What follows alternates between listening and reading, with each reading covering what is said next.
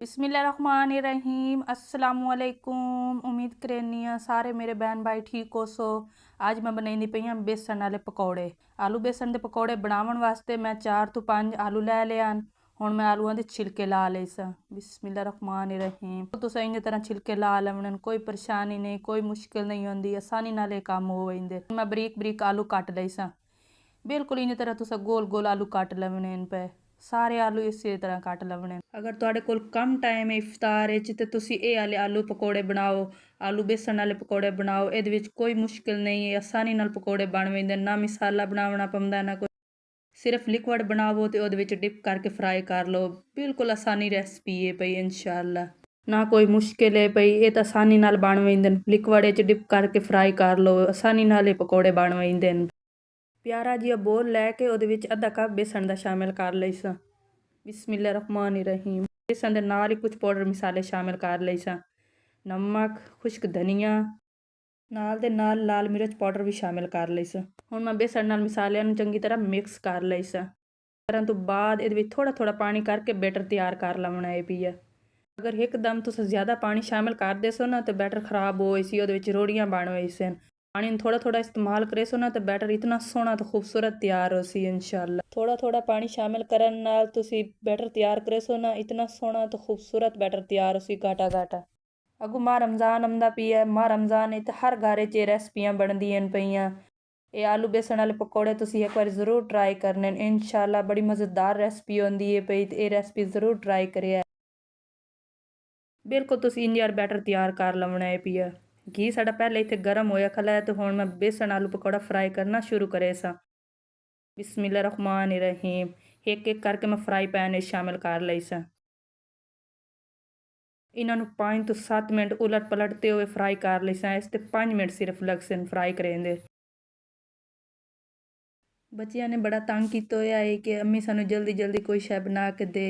फिर मैं उन्होंने आख्या चलो तुसी आलू लैके आओ तो मैं जल्दी जल्दी कोई शै बना के देवां। आलू पकौड़े बड़े मज़ेदार होंदे ने इंशाअल्लाह। तो तुहानू मैं बना के देनी आ, तुसी लैके आओ आलू। फिर मेरे बच्चे आलू लैके आए, मैं आली रेसिपी जल्दी जल्दी बना के उन्होंने दित्ती है। बच्चे फिर बड़े खुश हो गए कि अम्मी तू ये चीज़ बड़ी जल्दी जल्दी बना के दित्ती है। इस रेसिपी ते देर भी कोई नहीं लगी, झटपट च रेसिपी बन गई है। बिल्कुल इसी तरह तुसी ने उलट पलटते हुए फ्राई कर लवणे। इन्हां दा 5 मिनट टाइम है भी। 5 मिनट तो ज़्यादा फ्राई करे सो तो इन्हां दा कलर चेंज होवे सी, काले होवे सन। सिर्फ 5 मिनट इन्हां फ्राई करना उलट पलटते हुए। अगर तुहानू मेरी आलू पकौड़े दी रेसिपी पसंद आंदी पई है तो मेरी इस वीडियो नू लाइक शेयर सबसक्राइब करना ना भुलिया। बैल आइकन नू भी दबा दिता करो ताकि आवन वाली हर रेसिपी तुहाडे तक जल्दी पहुँच जावे।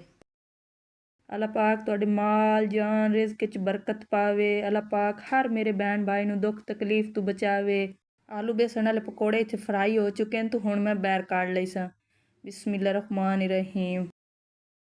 बेसन वाले पकौड़े बैर कड्ढण तो बाद मैं दोबारा भी इसी तरह फ्राई कर लई सां। बिल्कुल इसी तरह फ्राई कर लवणे। दोबारा तो भी अगर तुसी पकौड़े तुहाडे बचे पे ने वो फ्राई करने तो बिल्कुल इसी तरीके नाल फ्राई कर लवणे।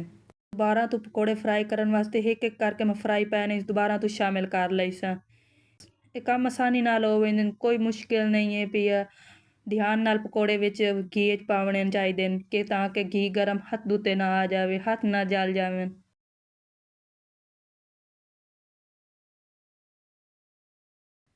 अल्हम्दुलिल्लाह माशाअल्लाह। आलू बेसन वाले पकौड़ियां दा कलर चेक करो, कितना सोहना कलर आया खला, कितना खूबसूरत ते सोहना कलर आया है पिया। इन्हां पकौड़ियां नूं भी मैं 5 मिनट फ्राई कर लई सां उलट पलट के। आलू बेसन वाले पकौड़े बनावना बहुत आसान है, इहदे विच कोई मुश्किल नहीं है पई।